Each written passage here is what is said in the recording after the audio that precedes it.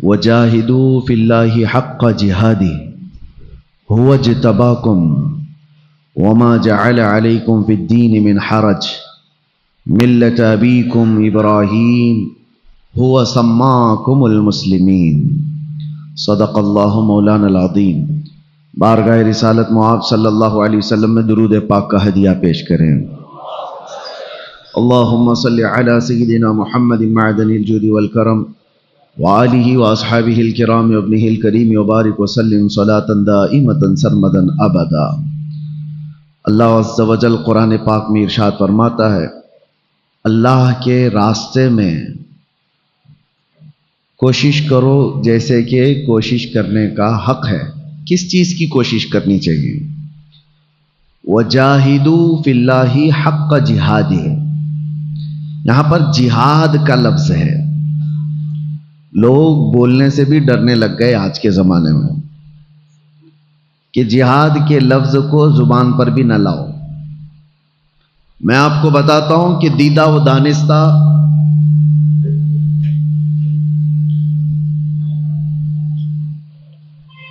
یہ پوری دنیا میں اس بات کو پھیلایا جا رہا ہے کہ مسلمان دو لفظ اپنی زبان پر کبھی نہ لائیں۔ یاد سے نہیں، تقریباً 100 سال سے اس کے پیچھے محنت کی گئی اور کوشش کی گئی کہ دو لفظ مسلمان اپنی زبان پر نہ لائیں۔ اس بات کو میں نے بہت مرتبہ اپنے بیانات میں ذکر بھی کیا ہے اور کرتا رہوں گا۔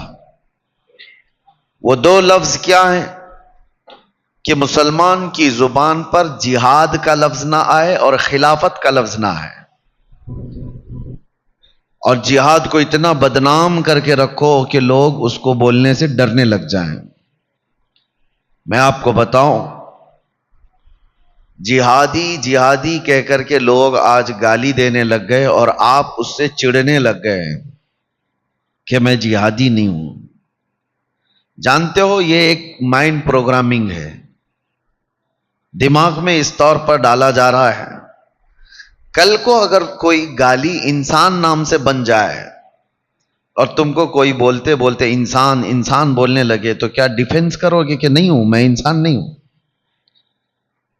اگر کوئی مرد نام سے گالی بنا لے اور تم کو مرد مرد کہتا رہے تو کیا تم ہاتھ پیر اٹھا لو گے نہیں میں مرد نہیں ہوں؟ جہاد کا لفظ اتنا پاکیزہ اور مقدس تھا جس کو پوری دنیا نے گالی کی شکل بنا دی اور آپ اس سے چڑنے لگ گئے۔ یہ بات مجھے کہنا اس لیے پڑ رہا ہے کہ کئی لوگوں کو دیکھا جو ہماری قوم کے دانشور کہلاتے ہیں اور وہ ڈیفنس میں باہر آئے ہوئے ہیں یہ کہنے کے لیے کہ نہیں ہماری یہ قوم جہادی نہیں ہے۔ دنیا اس کو گالی بنا رہی ہے اور تم اس کا ڈیفنس کر رہے ہو، بلکہ میں کہتا ہوں جہاد کس کو کہا ہے قرآن میں یہ تو بتاؤ پہلے۔ اللہ تبارک و تعالیٰ نے قرآن میں جس کو کہا ہے اور حضور نے جس کے متعلق کہا ہے پہلے اس کی ڈیفینیشن تو ہو جائے، ڈیفینس بعد میں کرنا کہ تم ہو یا نہ ہو۔ میرے عزیزو، اللہ قرآن پاک میں ارشاد فرماتا ہے انسان کو انسان بننے کی کوشش کرنا یہ جہاد ہے۔ کوشش کرو اللہ کے راستے میں، وجاہدوا فی اللہ حق جہادی، اللہ کے راستے میں کوشش کرو۔ کس بات کی کوشش کرے گا انسان؟ اس بات کی کوشش کرے گا کہ اللہ تعالیٰ نے جس مقصد کے لیے اسے دنیا میں بھیجا وہ بننے کی کوشش کرے۔ کبھی شیطان بہکا کر کے اس کو عبودیت سے نکال دیتا ہے، بندگی سے نکال دیتا ہے۔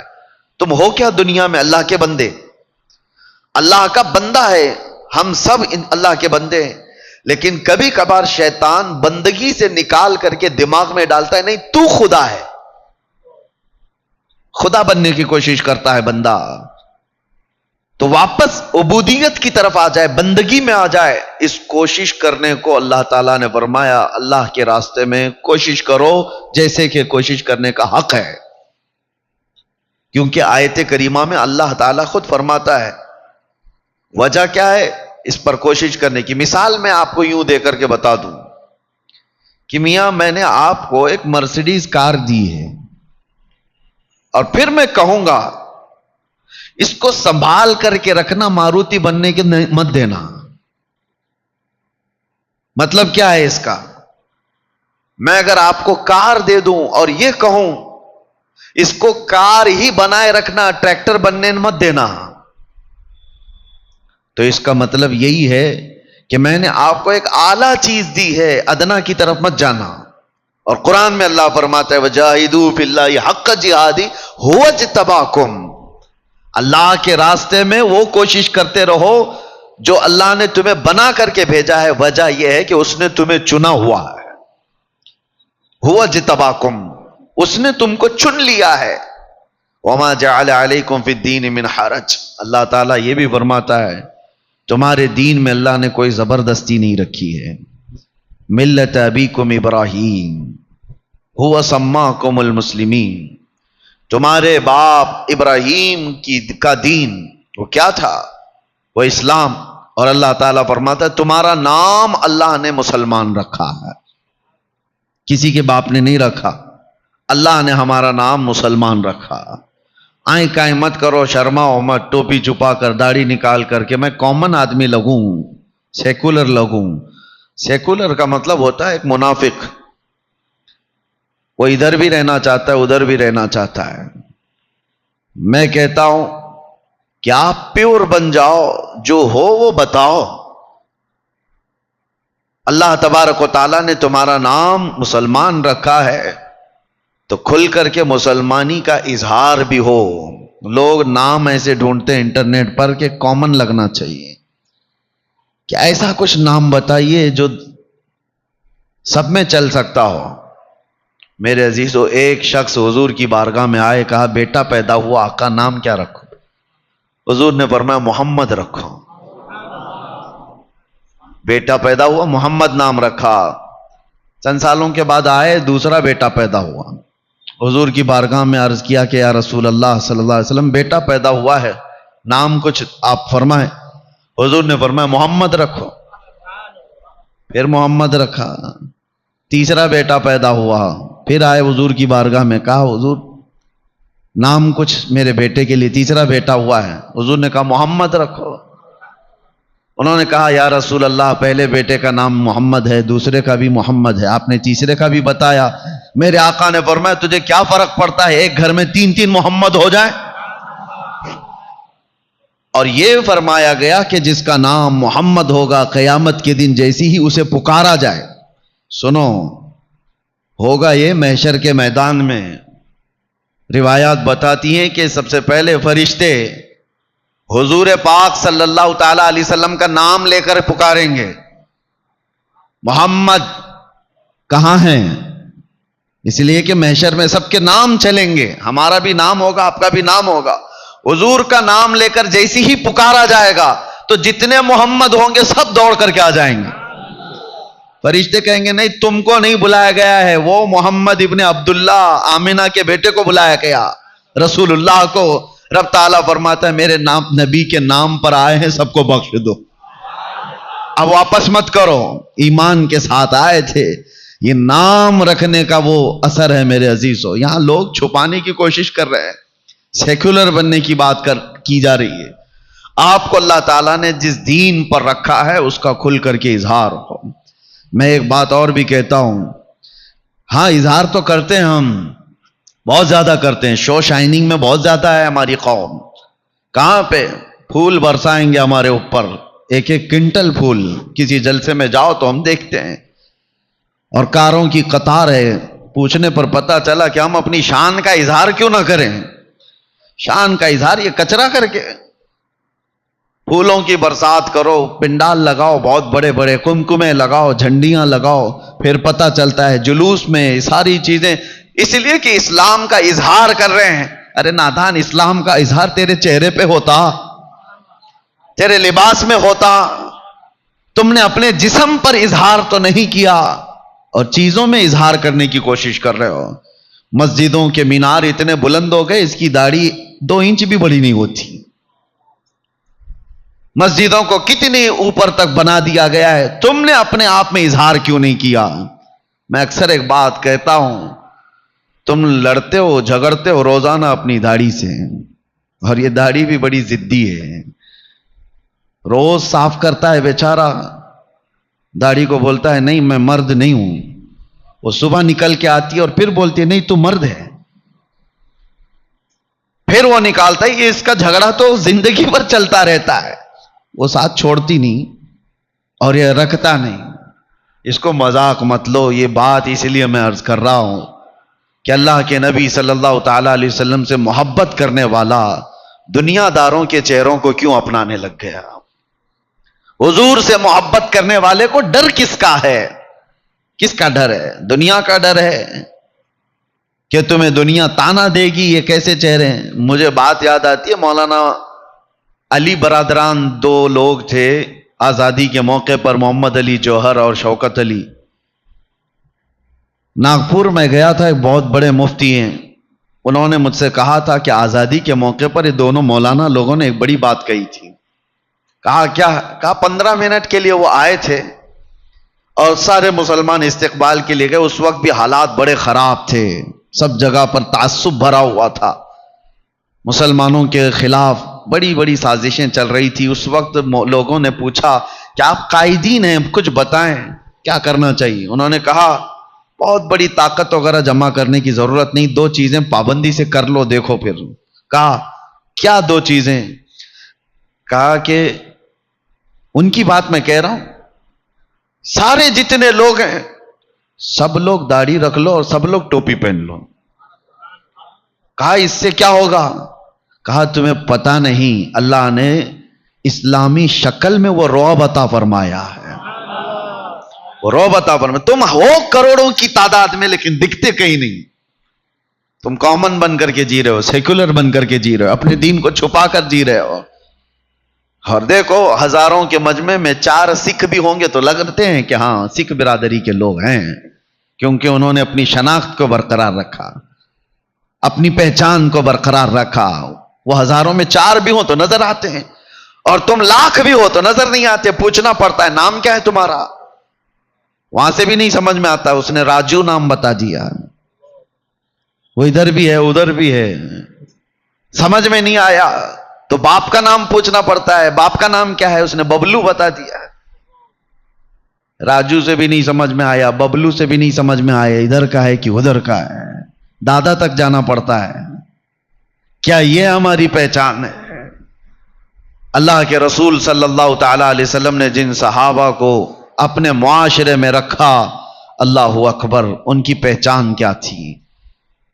ایک رومی بادشاہ نے حضور صلی اللہ تعالی علیہ وسلم کے ایک سفیر کا کیسا استقبال کیا تھا۔ ایک صحابی روم گئے ہوئے ہیں اور وہاں کے بادشاہ سے ملاقات ہے، حضور کا ترجمان بن کر کے گئے، ایمبیسیڈر بن کر کے گئے، روم یا دوسرا بیزنطین کا کسی علاقے کی بات ہے۔ اس بادشاہ نے آپ کے، وہ صحابی حضرت نعمان، ان کے اعزاز میں قالین بچھا دیا ریشم کی، اور کرسی لگا دیا سونے کی کلائی کی ہوئی کرسی، کیونکہ دھاک بیٹھی ہوئی تھی عرب کی لوگوں کے دلوں میں، محمد الرسول اللہ صلی اللہ علیہ وسلم کے صحابہ کی فتوحات سب جگہ چرچے میں تھی۔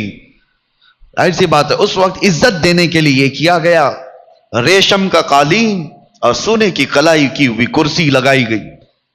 وہ صحابی رسول کے استقبال میں، حضور کے نہیں، حضور کے ترجمان، حضور کے سفیر، جیسے ہی وہ آئے انہوں نے دیکھا، اپنی تلوار سے انہوں نے وہ قالین کو ہٹا کے پھینک دیا، زمین پر چل کر کے آئے، کہا کہ اس پہ قدم نہیں رکھوں گا، ہٹا دیا گیا۔ ارے ریڈ کارپیٹ آج کس کے لیے نہیں بچھایا جاتا ہے؟ اس زمانے میں ریشم کا قالین کا مطلب ہوتا ہے سب سے مہنگی قالین ان کے لیے بچھائی گئی۔ پھر جب سونے کی کرسی پر بیٹھنے کا وقت آیا تو انہوں نے اس کو بھی دھکا دے کر گرایا، عام سادہ کرسی منگوائی، اس پہ بیٹھے۔ تو وہ وقت کا جو بادشاہ تھا اس نے کہا کہ اتنا غرور ہے آپ لوگوں کے اندر، اتنا ایٹیٹیوڈ، ہماری دی ہوئی چیزوں کا استعمال نہ کرنا، یہ کیا ہے؟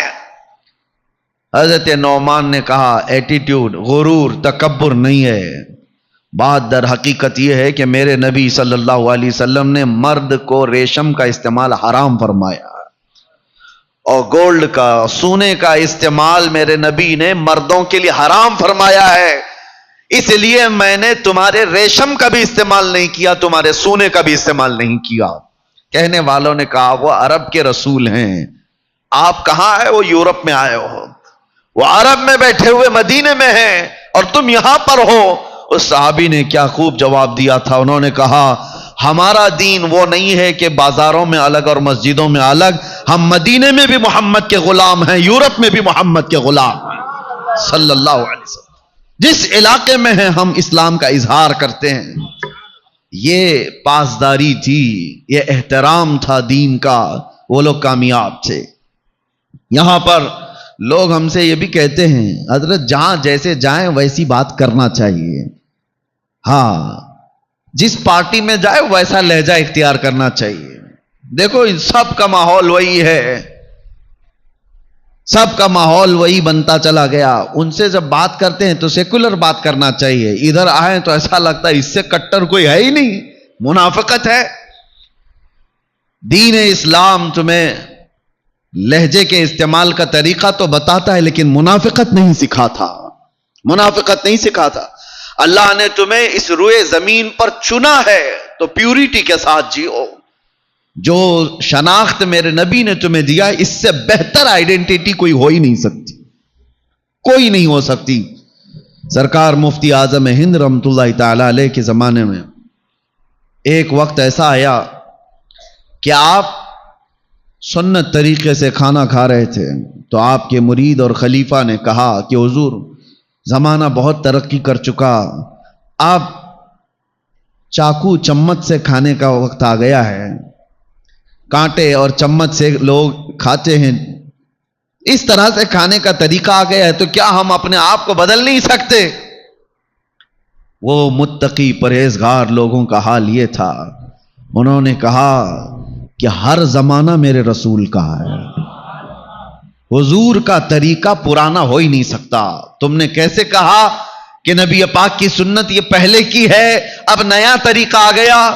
سرکار مفتی اعظم کہتے ہیں اللہ نے میرے نبی کو قیامت تک کا رسول بنا کر بھیجا ہے، ہر زمانہ رسول کا ہے، ان کی سنتیں کبھی پرانی نہیں ہو سکتی۔ یہ تو آج کے لوگ ہیں جنہوں نے حضور صلی اللہ تعالی علیہ وسلم کے طریقوں کو یہ سمجھا۔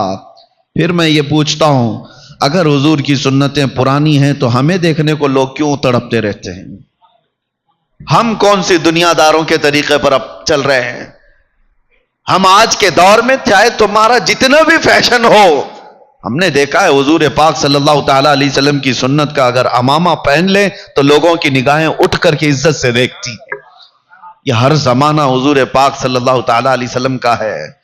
اسی لیے میرے عزیزو، قرآن میں اللہ تعالیٰ نے جو فرمایا اس کی طرف آؤ، وَجَاهِدُوا فِي اللَّهِ حَقَّ جِهَادِ۔ اللہ نے تمہیں جس مقصد کے لیے دنیا میں بھیجا اسی مقصد پر کاربند رہو، اس کی کوشش کرتے رہو، کہیں شیطان تمہیں دوسری طرف نہ کھینچ لے، دوسری طرف اپنی طرف آمادہ نہ کر لے۔ اور ایک جگہ رب تعالیٰ فرماتا ہے الشیطان یعیدکم الفقر ویأمرکم بالفحشاء، شیطان تم کو محتاجی کی طرف بلاتا ہے اور بے حیائی کی دعوت دیتا ہے۔ آج کا دور وہی ہے۔ میں اکثر اپنی تقریروں میں ایک بات یہ کہہ رہا ہوں، آج دنیا کے کالے کرتوت جو ایپسٹین فائل میں کھلے جا رہے ہیں، دنیا دیکھ کر تماشا کر رہی ہے، سارے لوگوں کی نظریں ہیں یہ کیا ہے ایپسٹین فائل؟ امریکہ کے کسی بیچ کے اندر ہونے والے نہایت ہی کالے کرتوت کے اوراق کو لے جا رہے ہیں، اور اس میں چھوٹے لوگ نہیں بہت بڑے بڑے لوگ ہیں، اور ہر دن لوگ ایکسائٹڈ ہے، انتظار کر رہے ہیں کہ اب کس کا آئے گا، کون سے پرائم منسٹر کا کچا چٹا کھلنے والا ہے، کون سے پریزیڈنٹ کا۔ یہ سب ایک حمام میں ننگے ہیں اور ان کی فائلیں کھولی جا رہی ہیں۔ یہ بلیم نہیں ہے، الزامات نہیں ہے، ریئلٹی ہے جو لوگوں کے سامنے دکھائی جا رہی ہے۔ یہ سب اپنی جگہ پر لوگ آج چرچا کر رہے ہیں کہ دیکھو اس ملک کا بادشاہ بھی اس میں ہے ایپسٹین فائل میں، ارے ہمارے ملک کا کھلونا بھی اس کے اندر ہے۔ سب لوگ ہیں اور سب اس کو مذاق میں لیتے جا رہے ہیں، اور کبھی یہ نہیں سوچ رہا کوئی بندہ کہ اتنے پاورفل لوگوں کے کالے کرتوت آخر کھول کون رہا ہے؟ کون ہے وہ جو ان سے بھی زیادہ طاقت والا ہے؟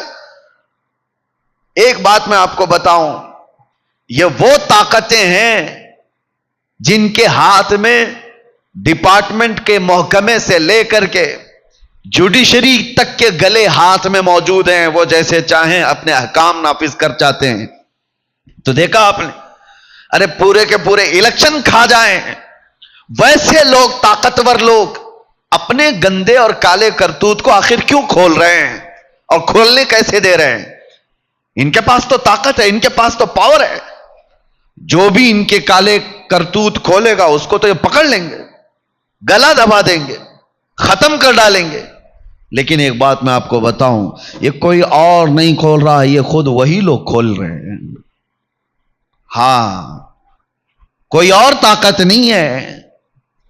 امریکہ کا صدر جو اتنا پاورفل مانا جاتا ہو، پوری دنیا میں اس کی طاقت کے چرچے ہوتے ہوں، اس کے سامنے کسی چیز کو روکنے کی ہر چیزیں موجود ہیں۔ پیٹروٹ میزائل کا بادشاہ، پورے نیوکلیئر کا بادشاہ، جس ملک کو چاہے آنکھ دکھائے، جس ملک کو چاہے تباہ و برباد کر ڈالے، کوئی روکنے والا نہیں۔ بڑی بڑی طاقتیں اس کا ہاتھ پکڑنے کی تیار نہیں۔ وہ اپنے گندے کرتوت کو روک کیسے نہیں سکتا؟ روکے گا کیوں نہیں؟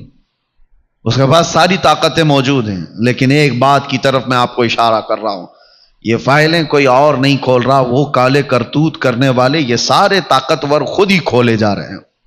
وجہ کیا ہے؟ یہ پورا نظام دجالی نظام ہے، شیطانی نظام ہے۔ یہ مائنڈ پروگرامنگ کی جا رہی ہے کہ بڑے بڑے لوگوں کے زنا کے کالے کرتوت دیکھ کر عام آدمی پھر یہ سوچنے لگ جائے کہ بڑے بڑے لوگ جب 12 سال کی بچیوں سے بلاತ್کار کر سکتے ہیں تو ہم کیوں نہیں کر سکتے؟ دھیرے دھیرے یہ دماغ بنایا جائے، دھیرے دھیرے عام لوگوں کے درمیان زنا کو عام کر دیا جائے۔ اور مجھے وہ بات یاد آتی، اللہ کے رسول صلی اللہ علیہ وسلم نے ارشاد فرمایا، قیامت کے قریب تم دیکھو گے زنا کو اتنا عام کر دیا جائے گا جیسے کتے اور گدھے راستوں پر جوڑا کھاتے ہیں۔ انسان اس طرح سے عام راستوں پر زنا کیا کریں گے اور لوگ ان کو دیکھ کر یوں ہی گزر جائیں گے۔ یہ وہی منظر تو ہے آج، ان کے کالے کرتوت سب دیکھ کر کے لوگ ہنس کر کے آگے فارورڈ کر دیے، ہو گیا ختم، یا تو پھر ڈیلیٹ کر دیا یا شیئر کر دیا۔ یہ مزاج بنایا گیا ہے آج۔ الشیطان یعیدکم الفقر ویأمرکم بالفحشاء، قرآن میں اللہ فرماتا ہے شیطان تمہیں بے حیائی کی دعوت دے گا، تمہیں محتاجی کی طرف بلائے گا۔ یہ بڑا نظام ہے میرے عزیزو۔ ان خبیثوں کا ایک ہی مقصد ہے، خدائی نظام کو توڑ دینا۔ اللہ کا جو نظام ہے، اس نے جو انسانوں کے درمیان نظام قائم کیا، اس کو توڑ دینا ہے، ختم کرنا ہے۔ اس پر ہر طرح کی ممکن کوشش کی جاتی ہے۔ اللہ کا نظام کیا ہے؟ تمہیں پاکیزہ حلال غذاؤں سے تمہیں رزق دیا گیا، اس نظام کو ختم کر دو۔ حلال و حرام کوئی چیز ہی نہیں، ہر چیز کھاؤ، ہر چیز کھاؤ۔ بلکہ میں آپ کو بتاؤں، یہ ایپسٹین فائل میں یہ بھی تک ظاہر کیا جا رہا ہے کہ یہ ظالم مردود طاقتور لوگ جن بچیوں کے ساتھ بلاತ್کار کرتے تھے ان کا پخانہ بھی کھاتے تھے، پیشاب پینے والے بھی لوگ تھے۔ اپنی خواہشات کو کوئی آدمی اس حد تک اگر کوئی غلیظ کرتا ہے تو یہ شیطانی نظام ہے۔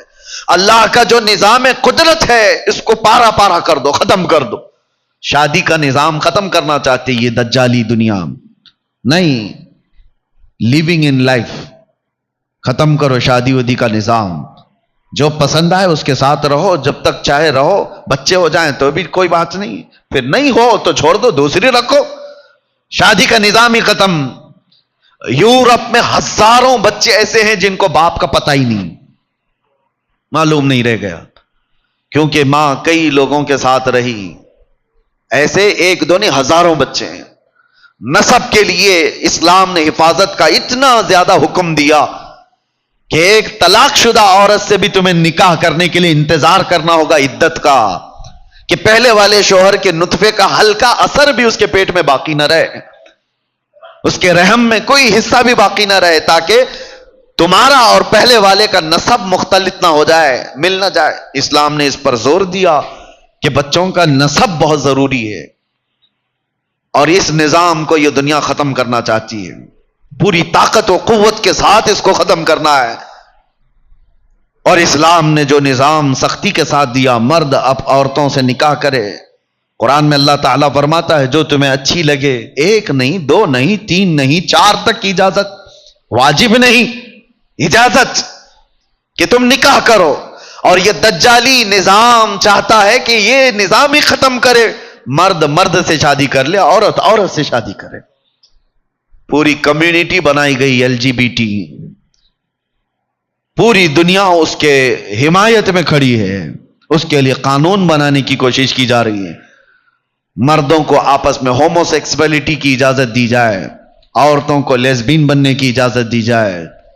معاذ اللہ رب العالمین، اس پوری دنیا نے جو محنت اور طاقتیں لگائی ہے یہ خدائی نظام کو توڑنے کے لیے، اس میں ہم کہاں ہیں آج؟ سوچنے کی بات ہے، ہم کہاں ہیں؟ یہ سارے طوفانوں میں تم کہاں کھڑے ہو؟ اور تم ان بڑے طوفانوں سے بچ کیسے سکتے ہو؟ جہاں پر پاورفل لوگ تمہارے پیچھے پیسوں کی برسات کر رہے ہیں، ایسے طوفانوں میں کھڑے کیسے رہ پاؤ گے؟ کیا یہ وہ زمانہ نہیں ہے جس کے بارے میں حضور نے فرمایا تھا تمہارا ایمان پر قائم رہنا اتنا مشکل ہو جائے گا جیسے ہتھیلی میں انگارہ لے کر کھڑا ہونا مشکل ہے؟ بڑی بڑی طاقتیں تمہارے پیچھے لگی، اسلام نے تمہاری نگاہوں کی حفاظت کا حکم دیا تھا، اور انہوں نے پورا میدان تیار کر کے دے دیا۔ فیس بک، انسٹاگرام، نہ جانے کیا کیا چیزیں تمہارے لیے بازار مہیا کر دیے گئے۔ ہزاروں لڑکیاں اس میں ننگی ہیں، جس سے چاہے چیٹنگ کرو، جس سے چاہے باتیں کرو۔ یہ میدان کھلا بنا دیا گیا ہے۔ کس نے بنایا یہ میدان تمہارے چیٹنگ کے لیے، ڈیٹنگ کے لیے؟ کس نے بنایا؟ ہمارے بچے اس میں چلے گئے۔ افسوس ہوتا ہے کیا رسول اللہ کو منہ دکھاؤ گے؟ آج نوجوان یہ سمجھتے ہیں کہ یہ تو نئی دنیا کی بات ہے، نئے دوست بن رہے ہیں، کیا ہے؟ ایک بات میں آپ کو بتاؤں، ایک جملہ کہا جاتا ہے فلاں لڑکی کے ساتھ چیٹنگ ہوتی ہے، میری بیسٹ فرینڈ ہے۔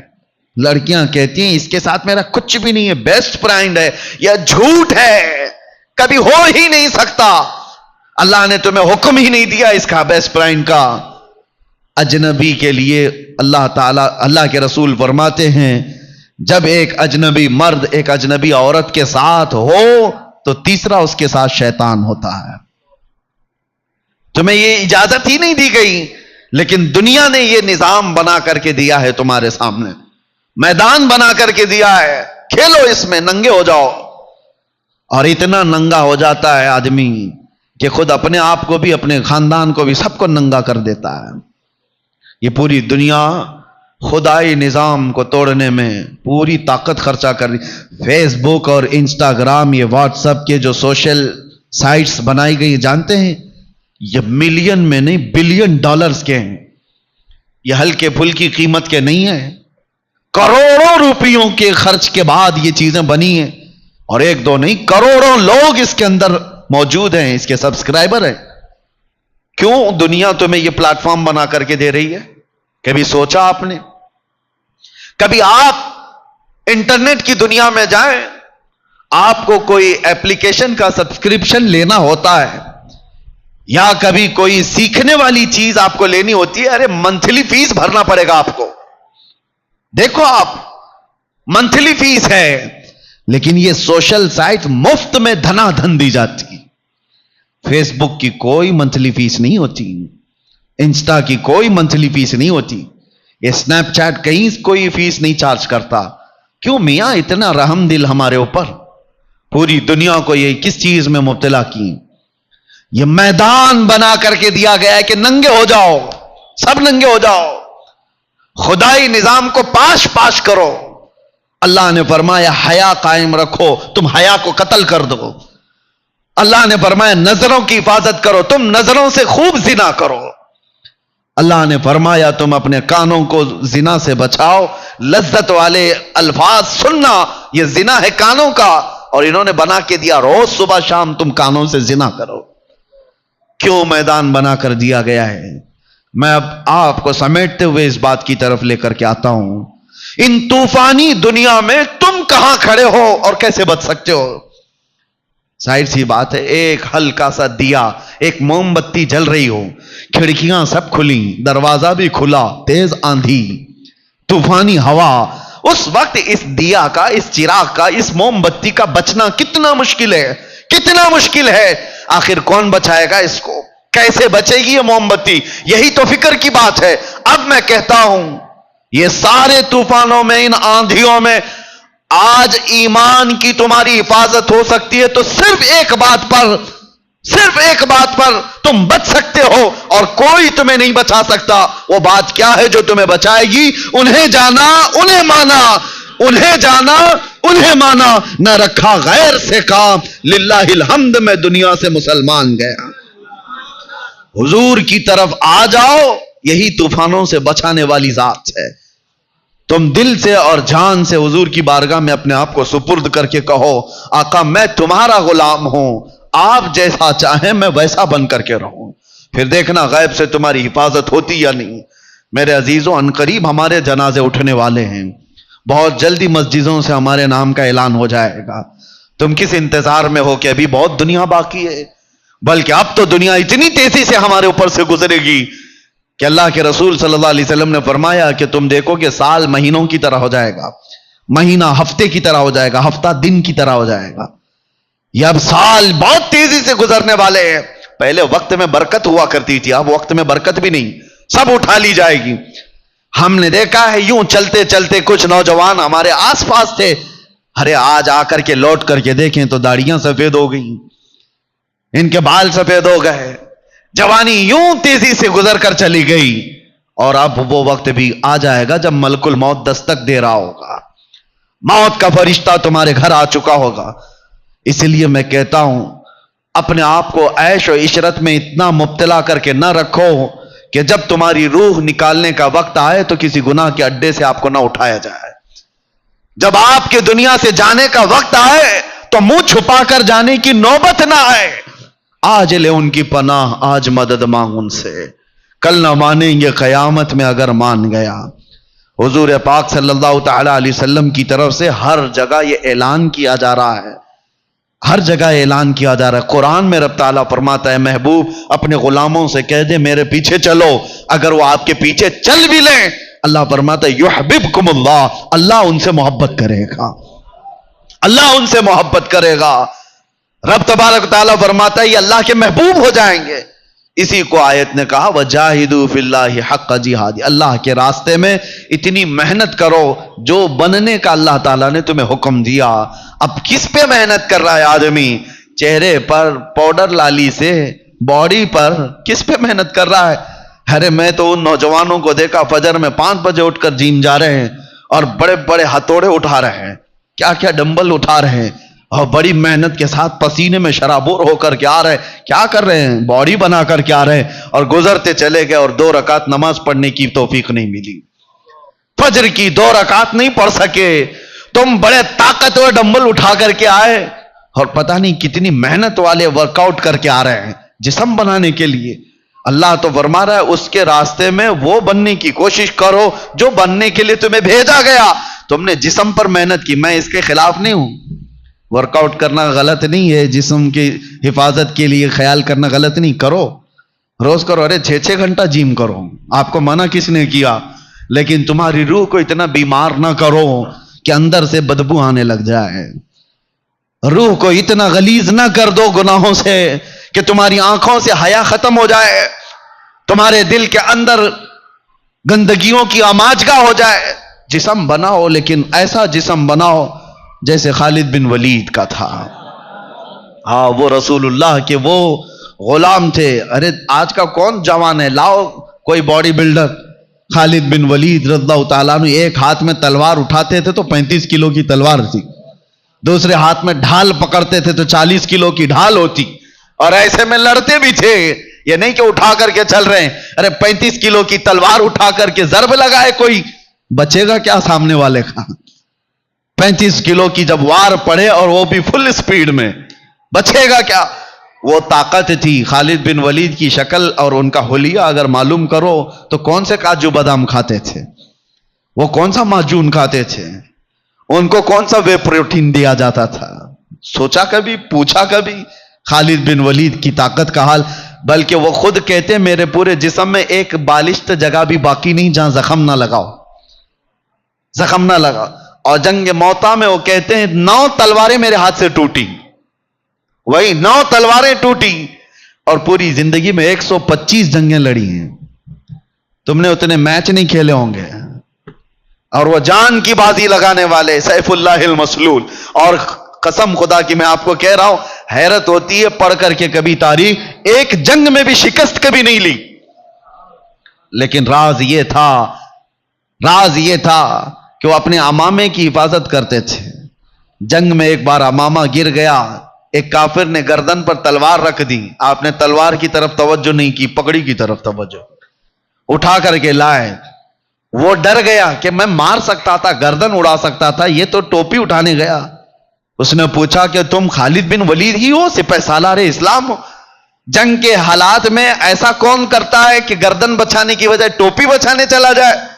خالد بن ولید نے کہا میرا یقین یہ ہے میں اپنے طاقت کے بل بوتے نہیں لڑتا، اس ٹوپی میں رسول اللہ کے 3 منہ مبارکہ ہیں، اس امامے میں رسول اللہ کے 3 منہ مبارکہ ہیں. اس نسبت پر فخر ہے جو خالد کو سیف اللہ بنا چکی ہے. عزیزان گرامی وقار، وہ صحابہ تھے، فخر کرتے تھے تو نسبت مصطفیٰ پر. ان کے پاس طاقت و قوت تھی تو نسبت مصطفیٰ سے. انہوں نے راج کیا ہے، حکومتیں کی ہے تو نسبت مصطفیٰ سے. عمر ابن خطاب رضی اللہ تعالیٰ عنہ یہی تو کہتے ہیں 36 لاکھ اسکوائر کلومیٹر پر تنہا حضرت عمر کی نگرانی تھی. اور وہ بھی ایسی نگرانی کہ مدینے میں بیٹھے ہیں اور ملک شام میں ایک ماں اور بیٹی دودھ میں پانی ملانے سے ڈر رہے ہیں. اور کہتی ہے بیٹی ماں سے، ماں پانی مت ملانا دودھ میں، عمر کی حکومت ہے، عمر ابن خطاب کی حکومت ہے، ان کی خلافت ہے. یہ کہاں سے آتا ہے یہ پاور؟ انہی سے سنو. حضرت عمر کہتے ہیں میری حیثیت تو اتنی ہے کہ میں خطاب کا بیٹا عمر، بچپن میں مجھ سے 2 بکریاں نہیں سنبھلی جاتی تھی، میرا باپ مجھے روز مارتا تھا، لیکن جب تک بکے نہ تھے تو کوئی پوچھتا نہ تھا. حضور کے قدموں سے وابستہ ہوا تو عمر ابن خطاب کہتے ہیں میں وہی خطاب کا بیٹا ہوں عمر، لیکن آج میں 36 لاکھ اسکوائر کلومیٹر پر تنہا حکومت کرتا ہوں، اس لیے کہ محمد عربی کا غلام عمر ہوں. نسبت رسول اللہ کی، یہی تمام چیزوں کی طاقت کا راز ہے، قوت کا راز ہے، تمہاری سربلندی کا راز ہے، ہماری عزتوں کا راز ہے. یہ ساری چیزوں کی طرف آپ کی توجہ ہو. ایک بار نوجوان اٹھ جائے اور یہ طے کر لیں کہ ادھر ادھر کی چھوڑ میں میرے مصطفیٰ کی قدم کی طرف نکلتا ہوں، دیکھنا عزتیں تمہارے گھر پر دستک دیں گی. لوگ آج بھی اس انتظار میں ہیں کہ وہ جوان کہاں چلا گیا جس کے چلنے سے محلے میں خوشبوئیں آیا کرتی تھی. وہ جوان کہاں چلے گئے جن کی باتیں سننے کے لیے لوگ کان کھڑے کیا کرتے تھے. آج لوگ اپنے دروازے کیوں بند کر لیتے ہیں عیاش نوجوانوں کو دیکھ کر کہ ان کے گزرنے سے کہیں ہماری بیٹیوں کی عزت نہ پارا پارا ہو جائے. وہ بچے کیوں آ گئے؟ اس لیے ان تمام مادیات سے ہٹ کر کے بارگاہ مصطفیٰ میں آنے کی میری ایک ہی دعوت ہے، میرا ایک ہی عنوان ہے کہ محمد سے وفا تو نے تو ہم تیرے ہیں. یہ جہاں چیز ہے کیا، لوح و قلم تیرے ہیں. رب تبارک و تعالی جب تک سانسیں باقی ہے حضور کے قدموں میں عزت کی زندگی عطا فرمائے. ناموس مصطفیٰ پر پہرے داری کی آخری دم تک مولا ہمیں توفیق عطا فرمائے. ان دجالی نظام اور شیطانی نظام اور ان طوفانی ہواؤں میں مولا ہمارے ایمان کی سلامتی عطا فرمائے، ہمارے عقیدے کی حفاظت عطا فرمائے، ہمارے قیامت تک پیدا ہونے والی نسل کو عشق مصطفیٰ میں پیدا فرمائے، ہماری اولاد کو، ہمارے گھر کو، ہمارے خاندانوں کو بد عقیدہ اور گمراہ ہونے سے مولا حفاظت فرمائے. اس مسجد کی رونقوں کو ہمیشہ قائم و دائم رکھ مولا، یہاں کی روحانیت کو سدا قائم رکھ. اے قدیر و جبار خدا، یہاں کے مصلوں میں، یہاں کے سجدوں میں اے اللہ تو لذتیں عطا فرما، ایمان و عرفان کی لذتیں عطا فرما، حضور پاک کی محبت کی خوشبوئیں عطا فرما. اور جب دنیا سے جانے کا وقت آئے تو مولا کلمہ زبان پر جاری فرما. وآخر دعوانا ان الحمدللہ رب العالمین. السلام علیکم. شعبان کا مہینہ ختم ہونے کو آ گیا اور یہ آخری جمعہ ہے. اب اگلا جمعہ آپ کا رمضان میں آئے گا. سب سے پہلے توبہ اور استغفار. آج کے جمعہ حضور پاک صلی اللہ علیہ وسلم کی یہ سنت تھی، حضور کی یہ سنت تھی کہ شعبان کے آخری جمعہ میں حضور سارے مومنین سے یہ خطاب کرتے، یوں کہتے کہ ان قریب تم پر ایک ایسا مہینہ آنے والا ہے جس کا پہلا حصہ رحمت کا، دوسرا حصہ مغفرت کا، آخری حصہ جہنم سے آزادی کا۔ حضور رمضان کے متعلق اس جمعہ میں بیان فرماتے، اور اس لیے میں آپ کو اس سنت پر عمل کرتے ہوئے عرض کرتا ہوں، اس عظیم مہمان کے آنے سے پہلے اپنے گھر بار کو صحیح کر لو، تیاریاں ایسی کرو جیسے کسی مہمان کا استقبال ہو۔ رمضان کی تیاریوں میں گھروں کی صفائی صرف کچرے سے نہیں، غلاظتوں سے، گناہوں سے، عیاشیوں سے، آوارگیوں سے، ان تمام سے بچوں کو ٹائم ٹیبل بنا دو کہ بیٹا رمضان المبارکہ ہے، تمہاری یہ گیم کھیلنے کا وقت نہیں ہے، تمہاری یہ ٹی وی پر بیٹھنے کا وقت نہیں ہے، یہ سیریل اور فلموں کا وقت نہیں ہے، یہ سب چیزیں بند کرو۔ بچوں سے کہو کہ اللہ کا مہینہ آ رہا ہے، اس لیے کہ میرے آقا نے فرمایا قیامت کے دن جس کے خلاف رمضان کھڑا ہو گیا اسے جہنم میں جانے سے کوئی بچا نہیں سکے گا۔ یاد رکھو آپ، جس کے خلاف رمضان اور قرآن کھڑے ہو گئے، حضور فرماتے ہیں اس کو دوزخ میں جانے سے کوئی بچا بھی نہیں پائے گا، اور جس کی شفاعت کے لیے کھڑے ہو گئے تو پھر وہ جنت میں جا کر رہے گا۔ جس کی حمایت میں یہ دونوں کھڑے ہو گئے، قرآن اور رمضان، اسی لیے قرآن اور رمضان۔ رمضان کیسے خلاف کھڑا ہوگا؟ اللہ کی بارگاہ میں مقدمہ کرے گا کہ مولا میں اس کے گھر گیا تھا، اس نے میری بڑی بے حرمتی کی ہے، میں اس کے گھر گیا تھا تیرا مہمان بن کر، اس نے میری بہت توہین کی ہے۔ رمضان کے مہینے میں دن کے وقت کھانے پینے والے کے متعلق کہا گیا ہے ایک روزہ چھوڑنے کا عذاب 600 سال تک وہ دوزخ میں رہے گا۔ مسلمانوں کو یہ زیب نہیں دیتا رمضان کا احترام، اور خاص طور پر بچوں کی تربیت کے لیے، بچوں کی تربیت۔ علماء سے بھی میری گزارش ہے کہ پورا فل فوکس کرو۔ ہم یہاں ہوتے تھے یا جب بھی میرے الحمدللہ میرا معمول ہے رمضان میں فل پیکج، صبح سے لے کر رات تک ہم تو مصروف ہی رہتے تھے۔ وجہ یہ ہے کہ ان کو شیطان کی وہ ڈالی ہوئی عادتوں کی طرف نہ بھیجا جائے۔ ایک مہینہ تو ہے جو اللہ تعالیٰ نے شیطان سے آزاد کر کے دیا، اس میں اگر دل کو پاک نہیں کیا تو پھر کب پاک کرے گا؟ بچوں کو خاص طور پر ایک چیز کی طرف لے آؤ، ان کے یہ موبائل کی دنیا۔ بہت سارے ماں باپ، کل میں آپ کو دیکھ رہا ہوں، ماں باپ ہم سے کہہ رہے ہیں کہ ہماری بات سے اب بچے مانتے نہیں، ڈر لگ رہا ہے ان کو بولیں گے تو الٹ پلٹ کر دیں گے، مار پیٹ کرنے لگ جائیں گے۔ آج یہ نوبت آ گئی ماں باپ کی کہ تم بچوں کو روک نہیں سکتے، ان کے ہاتھ سے موبائل نہیں لے سکتے۔ اکثر گھروں کا حال ہے یہ، میں آپ کو بتا رہا ہوں، اکثر گھروں کا۔ لے کر کے دکھاؤ، یہ تو ایسا نشہ ہے جیسے چرسی اور گنجیڑی کو چرس اور گانجے سے روکا جائے تو وہ مار پیٹ پہ آ جاتا ہے، اس سے بڑا نشہ ہو گیا ہے۔ رمضان بہترین مہینہ ہے ان کی تربیت کے لیے۔ سب لوگ یہ عہد کرو، ان سے کہو ٹھیک ہے موبائل تمہارے ہاتھ میں رہے، لیکن اللہ سے ڈرتے ہوئے کبھی بھی گندی تصویریں تو دور کی بات ہے، تمہیں گیم کھیلنے کی بھی اجازت نہیں ہے۔ اپنے آپ کو انٹرٹینمنٹ کے لیے، وقت ٹائم پاس کرنے کے لیے نہیں ہے۔ اور اعتکاف میں جانے والے جو موبائلوں کے ساتھ اعتکاف کرتے ہیں وہ کیا بھلا اعتکاف کر رہے ہیں، ساری دنیا لے کر کے بیٹھتے ہیں۔ اللہ تبارک و تعالیٰ ان فواحشات سے ہماری حفاظت فرمائے۔ آپ سب رمضان کی تیاریوں میں اپنے بچوں کی تربیت پر خاص توجہ دیں۔ ہمیں ڈر لگتا ہے کہ کل کو یہ بچوں کے ساتھ جو ہونے والا ہے، جو وقت آنے والا ہے، بہت ڈر لگتا ہے۔ اس لیے میں بار بار تاکید کر رہا ہوں کہ اللہ ان کے ایمان کی حفاظت عطا کرے، ان بچوں کا ایمان سلامت رہے، ورنہ دنیا ان کے ایمان کی ڈاکو ہے۔ اللہ تعالی ہم سب کے بھی ایمان و عقیدے کی حفاظت فرمائے۔ السلام علیکم ورحمۃ اللہ وبرکاتہ۔